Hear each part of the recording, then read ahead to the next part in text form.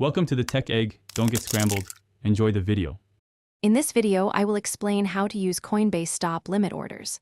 First, understand that a stop limit order combines two key prices, a stop price and a limit price. When the asset's price hits your specified stop price, it automatically triggers a limit order.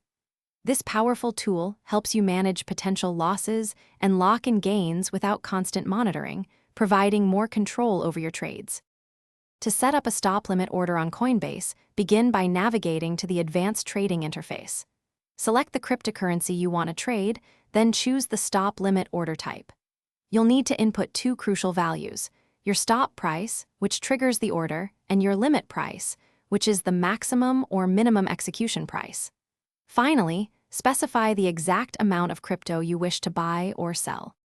It's vital to understand the difference between the stop price and the limit price. The stop price is simply the trigger. Once the market reaches this point, your limit order becomes active. The limit price, however, is the actual price at which your order will attempt to fill or better. For a sell order, it's the minimum you'll accept. For a buy, it's the maximum you'll pay. A small gap between them is often wise.